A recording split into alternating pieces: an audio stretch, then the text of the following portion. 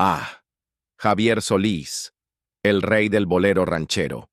Una voz tan rica, tan llena de emoción, que parecía que derramaba su alma en cada nota. Pero detrás de la fama, detrás de las melodías eternas, se escondía un hombre que cargaba con una inquietante premonición. En más de una ocasión, confesó a sus seres más cercanos que no quería envejecer, que temía una vida en la que ya no pudiera cantar como antes. Y tal vez, en un extraño giro del destino, sus palabras se hicieron realidad.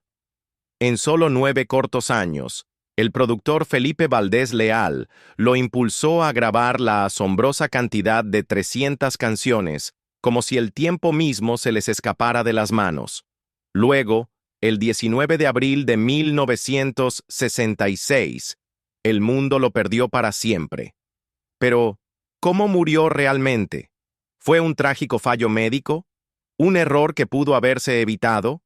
¿O acaso hubo algo más oscuro, acechando detrás de la historia oficial? Esta noche, desentrañamos el misterio que rodea sus últimos días, sus inquietantes premoniciones y las teorías que se niegan a desvanecerse con el tiempo. ¿Qué fue lo que realmente ocurrió con Javier Solís?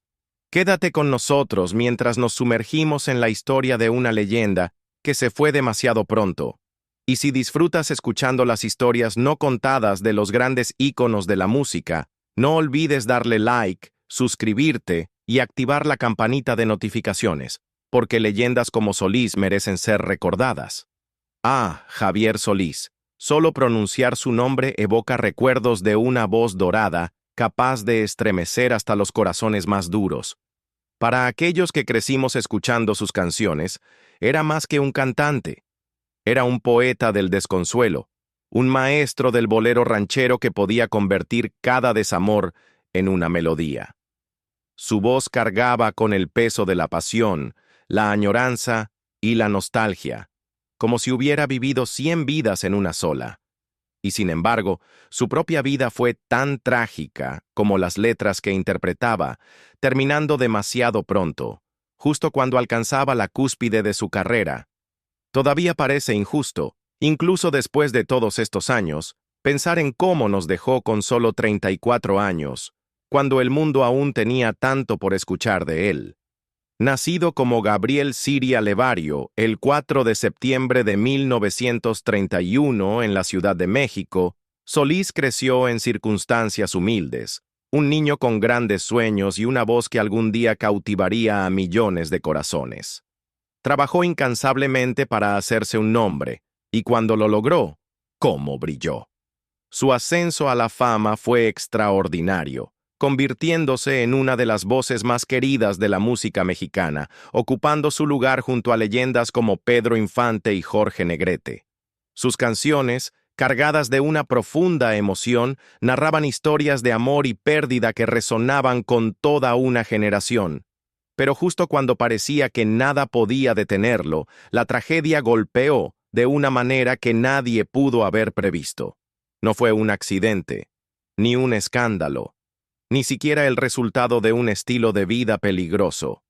No, Javier Solís fue arrebatado por algo tan simple como una complicación médica, un cruel giro del destino que nadie vio venir. Durante algún tiempo, había sufrido de cálculos biliares, una condición dolorosa que le causaba un gran malestar. Sus médicos, preocupados por su salud, le aconsejaron someterse a una cirugía para evitar mayores complicaciones. El 13 de abril de 1966, ingresó al Hospital Santa Elena, ubicado en la colonia Roma de la Ciudad de México. A pesar de la tranquilidad que le transmitían sus médicos, Solís parecía tener un presentimiento sombrío. En una confesión desgarradora a sus amigos más cercanos, admitió que el dolor se estaba volviendo insoportable, que prefería morir antes que seguir sufriendo. Mirando hacia atrás, esas palabras parecen un trágico presagio de lo que estaba por venir. Aún así, la operación en sí transcurrió sin problemas. Para el 18 de abril, un día antes de su fallecimiento, no había signos de complicaciones. Los médicos estaban seguros de su recuperación, y todos esperaban con ansias su alta. El mundo aún creía que Javier Solís saldría de aquel hospital, listo para cantar una vez más. Pero el destino tenía otros planes. En las primeras horas del 19 de abril, el infortunio se interpuso en el camino de la peor manera. Tal vez fue por incomodidad, o quizá por un simple descuido, pero durante la noche, Solís decidió comer hielo. Un acto aparentemente inofensivo, algo que cualquiera haría sin pensarlo dos veces. Pero para él, fue un error fatal. Sus médicos le habían prohibido estrictamente beber agua o consumir cualquier cosa fría, ya que su cuerpo seguía bajo los efectos de los medicamentos que regulaban sus funciones digestivas. En un momento de descuido de su enfermera, tomó aquel bocado fatídico, desencadenando una reacción en cadena que no pudo detenerse. El hielo provocó un grave desequilibrio electrolítico, lo que a su vez derivó en complicaciones cardíacas. Y así, antes de que el sol siquiera se alzara completamente, la voz dorada de México se apagó para siempre. A las 5:45 de la mañana del 19 de abril de 1966, Javier Solís falleció, dejando tras de sí una nación en duelo y un legado que nunca sería olvidado. Según uno de sus familiares, sus últimos momentos fueron tan sencillos como desgarradores. Javier Solís murió sentado en la cama, relató el familiar con voz cargada de tristeza. Una enfermera acababa de advertirle que no comiera más hielo, diciéndole que le haría daño. Él soltó un largo suspiro, casi como si lo presintiera, y luego simplemente cayó de espaldas sobre su cama. Así, en la quietud de aquella habitación de hospital, la voz dorada de México se silenció para siempre. Y sin embargo, al mirar hacia atrás, podemos ver las señales del destino tejiendo su trágico desenlace. Durante años, Solís había estado bajo el cuidado de su médico homeópata, Manuel Trillanes, quien había logrado tratar sus problemas de vesícula con pequeños remedios homeopáticos, o chochitos, como se les llamaba. Pero con el tiempo ni siquiera esos pequeños milagros azucarados pudieron mantener la enfermedad a raya. Eventualmente, la cirugía se volvió inevitable y el 13 de abril de 1966 fue ingresado en el Hospital Santa Elena, donde el renombrado doctor Francisco Zuviría llevó a cabo el procedimiento. Al principio, todo parecía ir bien, de manera rutinaria incluso, pero tras las puertas cerradas de aquel hospital, algo no estaba del todo bien. El propio doctor Trillanes visitó a Solís el día antes de su muerte, y lo que presenció sigue atormentando a quienes lo recuerdan. Mientras permanecía junto a la cama del cantante, Solís lo miró con ojos llenos de desesperación y le suplicó: «Sácame de aquí, me siento muy mal». Pero para entonces ya era demasiado tarde. Lo que había comenzado como una simple cirugía de vesícula biliar se había complicado hasta convertirse en peritonitis, una peligrosa infección que había avanzado más allá de cualquier posibilidad de salvación. Pronto comenzaron a circular rumores de que el hielo lo había matado, pero el doctor Trillanes negó rotundamente esta versión. La verdad, reveló, era aún más trágica. Solís, sintiéndose insoportablemente sediento, aprovechó un momento de descuido de su enfermera y bebió una jarra entera de agua con limón, desobedeciendo directamente las estrictas órdenes del doctor Zuviría de evitar cualquier líquido. Solo cuando volvió a sentirse gravemente enfermo, confesó lo que había hecho.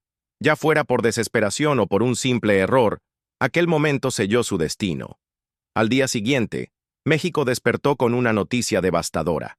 Javier Solís había muerto. Su cuerpo fue trasladado a la funeraria Galloso, ubicada en las calles Sullivan y Rosas Moreno, en la colonia Cuauhtémoc de la Ciudad de México. Allí, una interminable marea de admiradores se congregó, sus rostros marcados por el dolor, sus corazones pesados por la pérdida. Pero el funeral fue solo el comienzo. Cuando llegó el momento de sepultarlo en el Panteón Jardín, donde la Asociación Nacional de Actores, ANDA, tenía un lote reservado, la multitud creció hasta convertirse en una ola incontrolable de tristeza. Miles de personas acudieron para despedirse, empujando con desesperación en un intento de acercarse al hombre que tanto les había dado con su música. Fue necesario que los granaderos intervinieran para controlar a la multitud, mientras algunos dolientes trepaban los muros del cementerio e incluso pisaban otras tumbas con tal de presenciar el entierro. El coche fúnebre avanzaba con dificultad, rodeado de un torbellino de emociones, tristeza, incredulidad y un profundo sentimiento de pérdida. Pero el duelo no se limitó solo a México. Su muerte sacudió a toda América Latina. En Perú, el impacto fue tan profundo que estuvo a punto de convertirse en tragedia. El periódico Última Hora informó que 2 jóvenes de Lima, abrumadas por la noticia, estuvieron a punto de arrojarse frente a un autobús para quitarse la vida. Afortunadamente, transeúntes intervinieron a tiempo, evitando una desgracia aún mayor. El luto continuó de formas conmovedoras. Escolares peruanas vistieron de negro en su honor, y las tiendas de discos experimentaron una demanda sin precedentes por su música. Cada copia de sus álbumes se agotó, como si la gente intentara aferrarse a los últimos fragmentos de su legado antes de que desapareciera para siempre. Ah, amigos míos, si vivieron aquella época, lo recuerdan bien. Javier Solís, la voz de oro de la música ranchera, se había ido demasiado pronto, con apenas 34 años. Su muerte no solo fue una tragedia, fue un enigma, un rompecabezas que aún flota en el aire como los ecos de sus canciones. ¿Cómo pudo morir un hombre tan lleno de vida, con una presencia tan imponente, tras una simple cirugía de vesícula? Esa era la pregunta en los labios de todos, y las respuestas, bueno, no eran tan sencillas. La primera versión oficial vino del doctor Francisco Zuviría, el médico a cargo de su tratamiento. La mañana del 19 de abril, en una conferencia de prensa, declaró que Javier había muerto de colecistitis, una infección en los conductos biliares. Parecía una explicación médica sencilla, pero algo en ella no convencía, especialmente a quienes estaban más cerca de él. Y pronto, los susurros de duda se convirtieron en serias sospechas. Nadie tenía más razones para cuestionar la historia que Blanca Estela, la esposa de Javier. Estaba devastada, por supuesto, pero también decidida a entender qué había ocurrido realmente con su esposo. Fue entonces cuando descubrió un hecho impactante. El doctor Zuviría, el hombre que había operado la vesícula de Javier, en realidad no era cirujano. ¿Cómo podía ser esto posible? ¿Cómo alguien sin la preparación adecuada había realizado un procedimiento tan crítico en una de las estrellas más grandes de México? Cuanto más investigaba Blanca Estela, más inquietante se volvía la situación. Desesperada por la verdad, solicitó los expedientes médicos de Javier. Quizás en esos documentos encontraría la pieza faltante de este doloroso rompecabezas. Pero esos registros, pruebas fundamentales de lo que había sucedido, habían desaparecido sin dejar rastro. No hubo explicaciones ni responsables. Era como si alguien hubiera barrido la verdad, dejando solo conjeturas y dolor. Cuando Blanca Estela finalmente se enfrentó al doctor, Zuviría tras la muerte de Javier, exigió respuestas. ¿Y qué le dijo él? Con un tono casi displicente, casi disculpándose, murmuró: «No conté con su corazón». ¿Qué significaba eso? ¿Era una confesión de error? ¿Una evasión de responsabilidad? ¿O simplemente las palabras de un hombre que sabía que había perdido una batalla que nunca debió haber librado? El médico explicó además que la muerte de Javier se debió a una descompensación de la vesícula, una forma técnica de decir que su cuerpo no pudo soportarlo más. Pero había más. Alegó que Javier se había provocado esto al beber agua cuando tenía prohibido hacerlo. Según Zuviría, eso le causó un daño cardíaco irreversible. Pero si eso era cierto, ¿por qué Javier ya había estado bebiendo líquidos en los días previos a su muerte? Blanca Estela lo sabía con certeza. Y si el agua realmente había sido la causa, ¿por qué se lo habían permitido? Demasiadas preguntas, demasiadas contradicciones. Y con los expedientes médicos convenientemente desaparecidos, la verdad completa sobre lo que ocurrió en esos últimos días tal vez nunca se sepa. Y sin embargo, hay algo inquietante en todo esto. Verán, el propio Javier tenía un presentimiento sobre su destino. Hablaba de ello, casi como si supiera lo que le esperaba. Más de una vez le dijo a quienes lo rodeaban que no viviría para ver la vejez. Verás, yo no voy a llegar a viejo, le dijo una vez a su esposa, Blanca Estela. A la pareja de su tío, Refugio Robles, incluso le especificó una edad. Quiero morir a los 34. Imaginen escuchar esas palabras de un hombre en la plenitud de su vida. Y cuando doña Cuca, la mujer que había sido como una madre para él, le preguntó por qué decía esas cosas, Javier explicó que no quería envejecer y convertirse en una sombra de sí mismo, incapaz de cantar como antes. Era como si ya hubiera hecho las paces con un destino que aún no había encontrado. Pero quizá el giro más extraño de todos llegó en forma de una canción.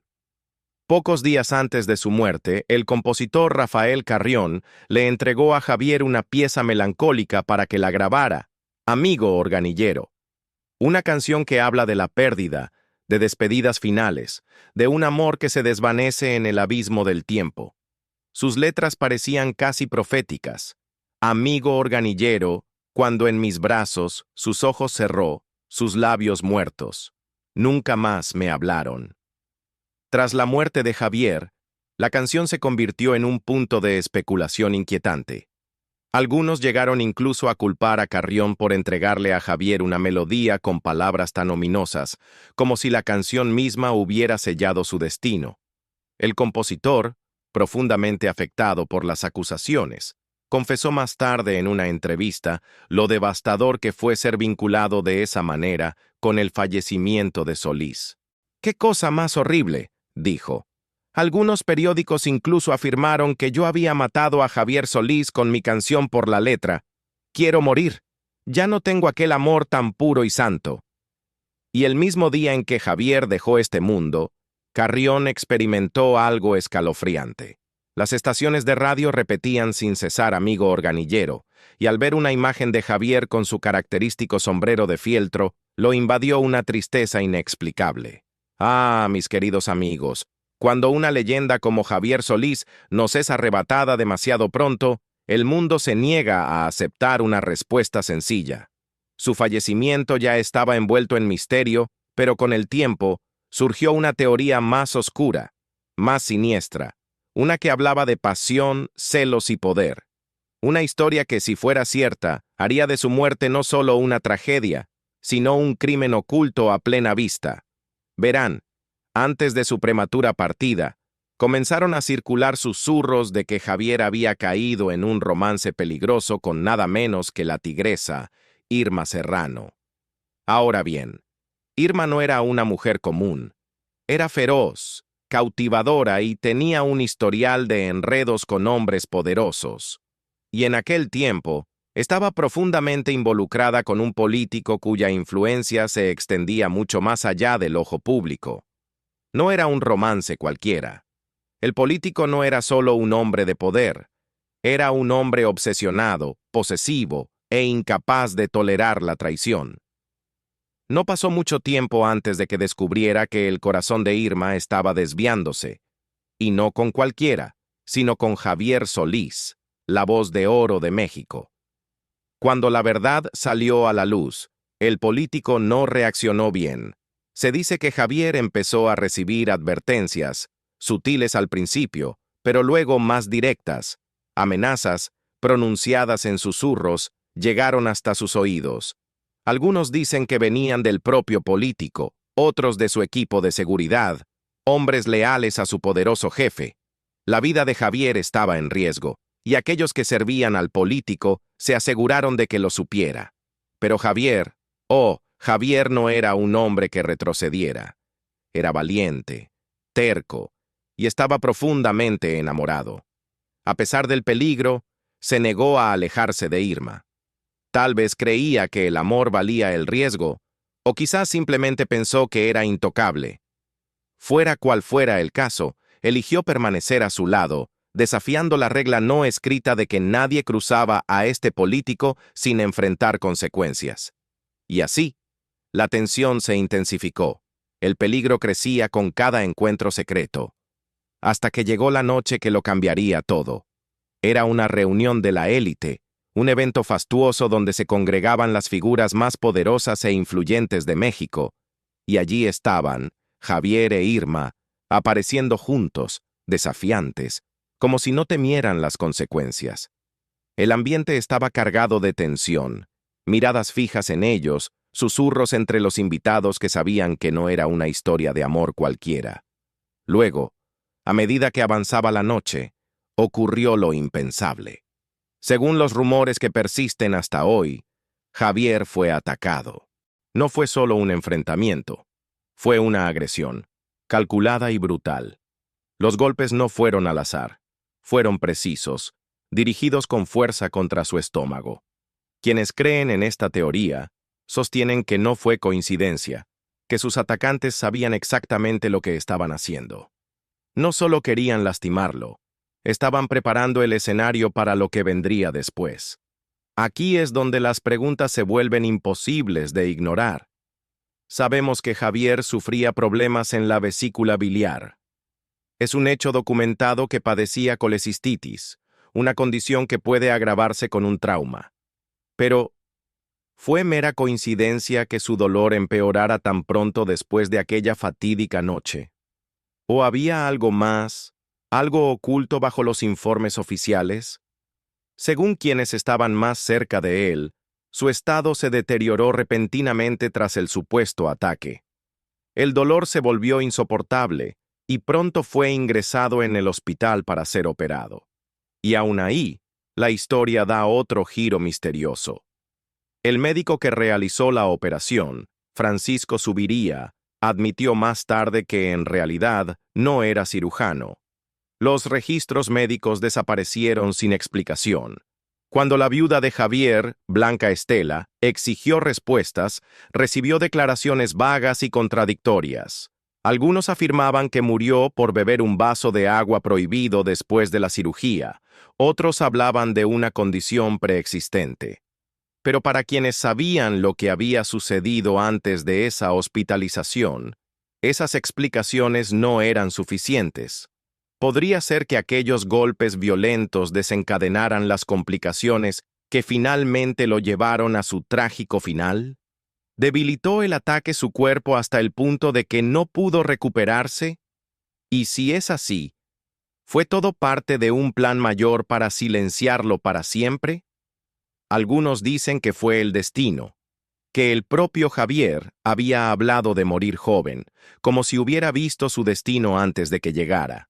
Otros, sin embargo, creen que el destino no tuvo nada que ver, que un hombre poderoso orquestó el final de una de las voces más grandes de México para eliminar a un rival en el amor. La verdad, mis amigos, tal vez nunca salga completamente a la luz, pero hay algo que sigue siendo indiscutible. Ninguna fuerza, ningún poder, ni siquiera la muerte misma, pudo silenciar al rey del bolero ranchero. Su voz sigue viva, sus canciones aún resuenan a través del tiempo, y su historia, envuelta en misterio, se seguirá contando por generaciones. Javier Solís quizá dejó este mundo demasiado pronto, pero su voz, su pasión y su legado viven en cada nota que cantó. Ya sea que su muerte haya sido obra del destino, una desgracia o algo más, hay una verdad incuestionable. Su música nunca se apagará. Si disfrutaste esta inmersión profunda en su historia, no olvides darle like, suscribirte y activar la campanita para no perderte ninguna otra mirada a la vida de las leyendas. Hasta la próxima, sigamos manteniendo viva la música.